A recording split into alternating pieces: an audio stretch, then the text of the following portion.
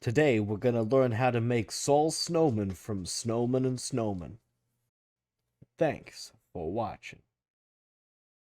Alright, so starting off, one of the things I want to mention is that today I'm going to be making two Saul Snowmen, so if you'd only like to make one, then please only make half the parts that I'm making. There are quite a few layers that we need to make today, and I generally like to work from the bottom to the top, and so that's exactly what we're going to be doing. So starting off, you can see that we make a few of the smaller pieces of the, lower part of the head, and then we start to shape up the mouth.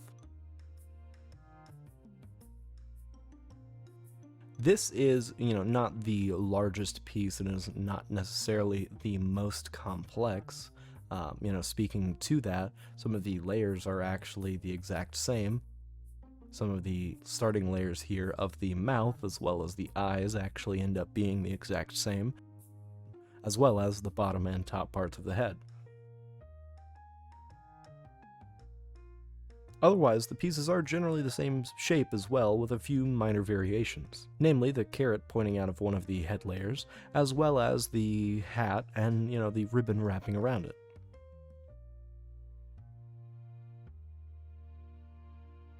The overall beading process itself is not necessarily intensive, but it is a little bit repetitive, as we are putting down, I think, around 1,000 beads for this project. However, it is not the most time-intensive thing, and we get it done pretty quickly, thankfully.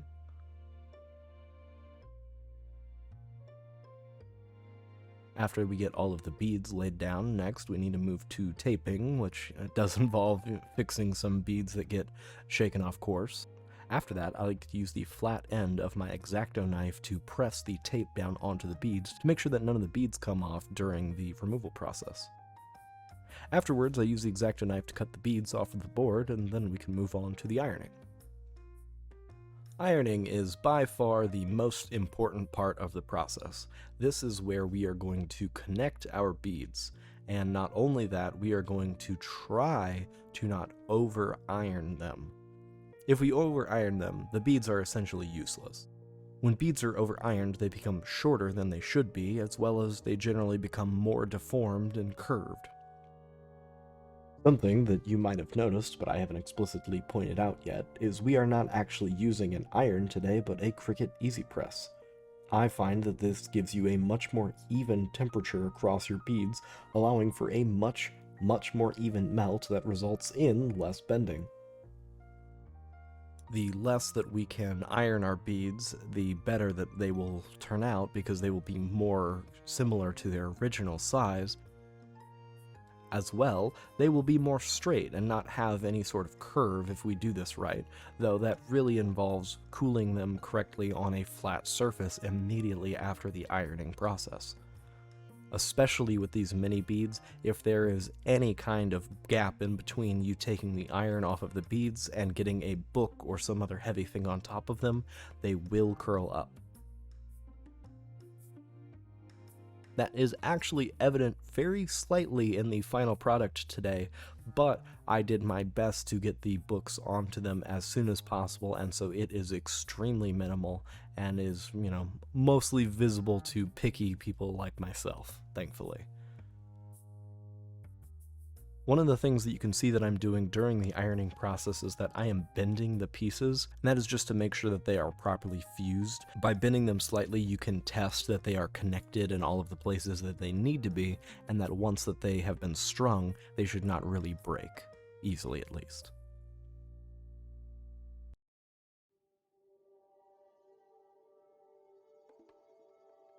Okay, so now we are going to take our stretch magic, which we are using a 0.7mm version of, and this is the string that we are going to be putting our beads onto. I'm going to cut a few strands that are, I would say about, 3 to 4 inches long, but I found that if you cut it too short, you are going to very much frustrate yourself during the actual assembly process, so please cut a little extra as opposed to not enough. You will thank yourself later.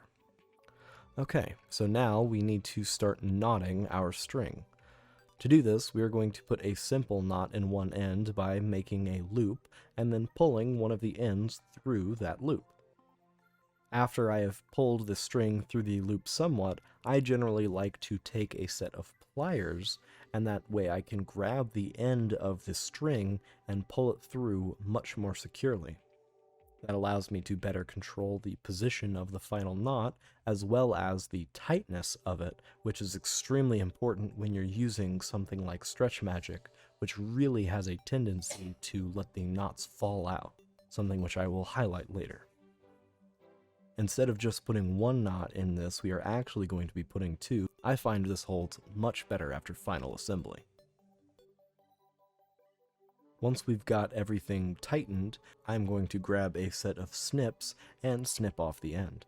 I tend to do this very short, and I feel safe doing that because later on I am going to use glue to lock these knots in place.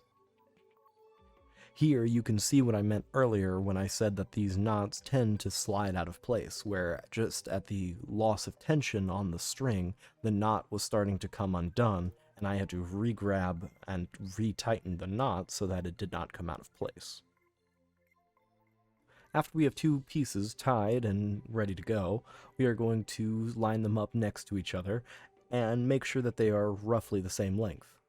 I generally like to have one of them a little longer than the other because that helps you thread them onto the beads so that one goes on and then the other, as opposed to trying to do them both at the same time.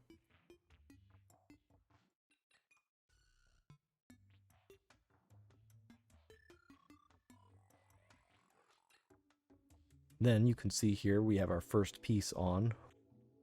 What I generally will do to connect them is I will thread the beads one away from the center bead. That way the beads tend to stay in the correct orientation as well as obviously staying together very well.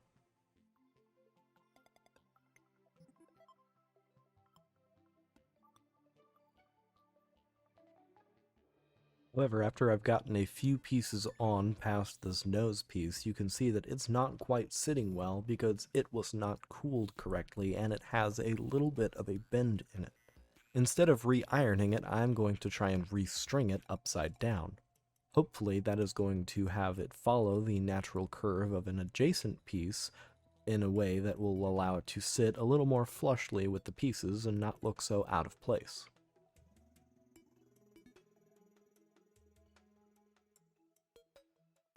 You can see that after we've got the rest of the head back on, that everything is sitting a lot more flush than it was before, and so I think we're going to continue.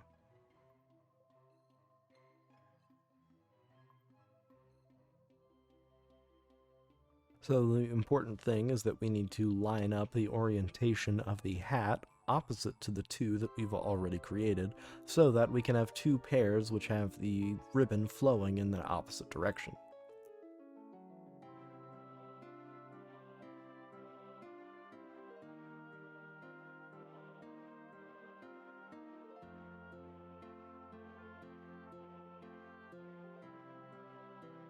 And here's where everything starts to go wrong. The camera's out of focus, I'm dropping pieces, it's all going awfully.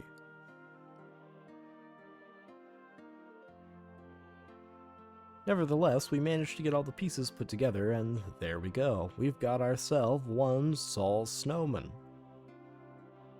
The only piece left to go is to put on the earring hook and tie off our strings. The first thing that we want to do when putting on the earring hook is that we want to make sure that the point of the hook faces behind Saul Snowman. That way, the earring, when it is worn, will have the face pointing outwards, as opposed to having his nose pointed toward your rear, which is not exactly very welcoming.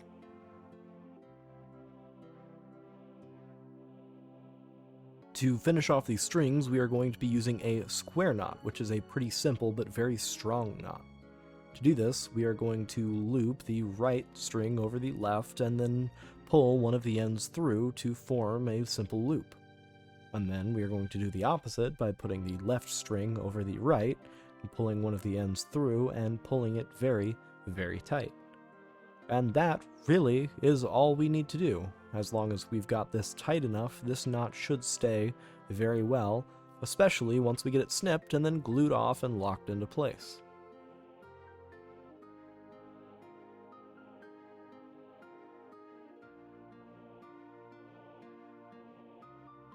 Again, I tend to snip these ends very, very short, but I feel confident in doing that because I am going to be using glue to lock the strings into place. If you do not plan on using E6000 to lock the strings, then I do suggest cutting those strings a little longer, because ultimately it really does not affect the aesthetics of the piece much. And there we go. We've got him all put together. He is still very, very flexible, as you can see, where the layers will move and shift, but after we get him aligned back and put together exactly the way that he should be, you will see that as he kind of flops around on your ear during daily wear, he does not really move out of place. It really is just manual manipulation that will move his layers.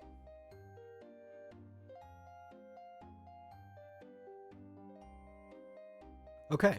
And then now that we've got our first one, we really need to string the second earring together, and this one we can do rather quickly, thankfully. It is not exactly the longest process, although I do need to get the hook on the right direction, so I'll do that again off camera really quick, I guess. Be right back. Okay, well, here we go. We've got ourselves two finished Saul Snowmans. And these are an excellent pair to go with our two already finished Saul Snowmans. Thankfully now we can have two matching pairs with opposite ribbons. I find that this looks much better aesthetically than having them on the same side, and so if you are going to make a pair, I really do suggest that you string them with the ribbons flowing in opposite directions. Okay, now let's get into the cost and time breakdown. So the longest part of this process is actually placing the beads. That takes around 1.5 hours to do overall. That includes the taping and the removal of the beads from the board. After this, we have to do the ironing process, which on its own takes around an hour. Though if you are trying to be faster, you could do this while you are also placing beads if you remove them from the board while you are placing them and then iron them, so that some could be being ironed and cooled while others are still being placed. That is not what I did for this video though, as I wanted to see how long it took if you did the process one after another, as this is generally what I'm doing as I'm doing this process while I'm doing something else like watching a show or playing a game. After we get everything ironed, we have to assemble the pieces. Thankfully, this really only takes about 5 minutes per piece, and so to get both of them assembled, it should only take us about 10 minutes. Though, if you are using glue to lock your knots into place like I am, even though I didn't show it during the video, you will need to add an extra 24 hours to allow for that glue to fully set. That way, your knots will be fully locked in place and really should not come undone after the fact. The next thing that we need to talk about is the cost of this project. So, a pair of two Saul Snowman earrings will run you 630 white beads, 452 black beads, and 46 red beads.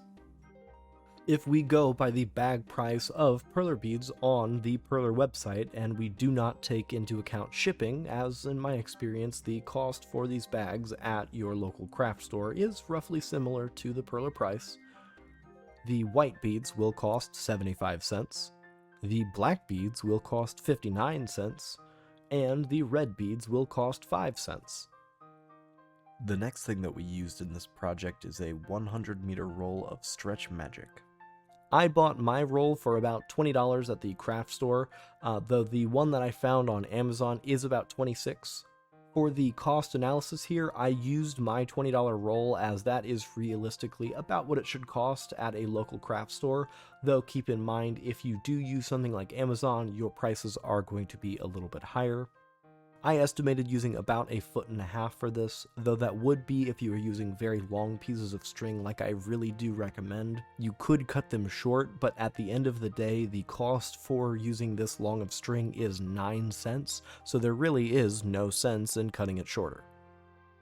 The next thing that I used is the masking tape, which I found on this Amazon listing and seems to be about exactly what I'm using. I estimated that I used about 2 feet of this to cover the board, and that did not include the pieces that I used to hold the board down, as that was just for show. 2 feet of this tape would cost about 4 cents, thankfully, and so even if you do use a little bit more or less, it really should not matter much at the end of the day. We used 2 earring hooks for this project. I bought mine at a local craft store, but I also found this pack on Amazon. If we were to use 2 pieces out of this pack, they would cost us about 7 cents in total. And finally, although I did not show it, I did use a little bit of E6000 on this project. I'm not really sure how to quantify how much I used. My partner did suggest 1 glob, but I estimated that the amount that you would use would be very minimal and would realistically only run you about 5 cents, in line with pretty much all of the other materials that we've used during this project, except for the beads, of course. And so, if we put the cost for all of the materials together, that would cost us about $1.64 to make 1 pair of Saul Snowman earrings. Please keep in mind that if you are making 1 single earring, your costs, as well as your time, would be halved. And so, in conclusion, the time to make a pair of Saul Snowman earrings is about 2 hours and 45 minutes. Though that is the speed at which I am going, and I am a little bit more practiced on these tools and materials. If this is your first time doing this, it might take you a little bit longer. Or if you are likewise very experienced, you might be able to do this a lot faster by interlacing the bead placing and the ironing. The cost that I've found to make a pair of these earrings is about $1.64. Though if you shop around for deals or you buy things a little more expensively, your prices may vary somewhat. And finally, the price that I plan on charging for these on my partner's Etsy shop is $25. That is a price that takes into account not only the cost to make these, but also the time that it takes to make them, as these do not require much materials as far as the cost goes. However, the time involved is pretty significant compared to other projects.